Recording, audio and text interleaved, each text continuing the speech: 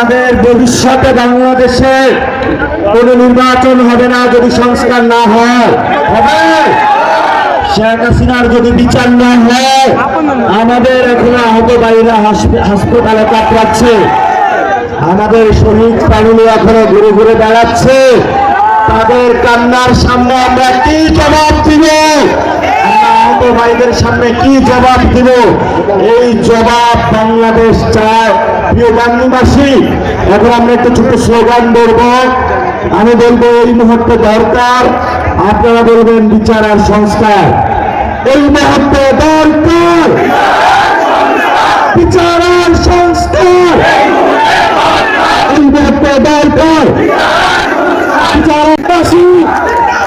আজকে গান্ধী আশাপুরের দিয়ে এই গান্ধীতে কখনো উন্নয়নের ছোঁয়া আমরা দেখি নাই।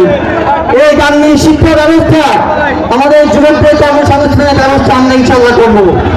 গান্ধীর যে সংস্কার দরকার, আজ আমরা চুলাই পরবর্তী বাংলাদেশে গান্ধীর সে সংস্কার ইনশাল্লাহ হবে।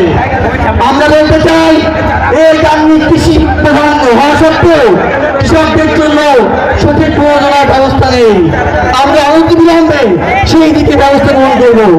কৃষকদের জন্য তাদের সকল ফলমূল সেটাকে কোল্ড স্টোরেজের মাধ্যমে দেওয়ার জন্য ব্যবস্থা না থাকার কারণে প্রত্যেক বছরে হাজার হাজার কোটি টাকা নষ্ট করছে গান্ধীবাসী।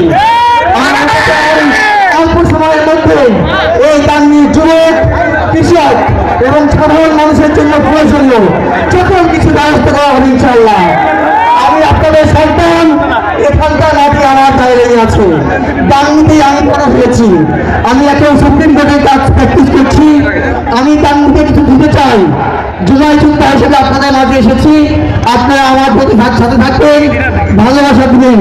আপনাদের সাথে নিয়ে সুন্দর মডেল বাংলাদেশ, মডেল গান্ধী দেবেন ইনশাআল্লাহ।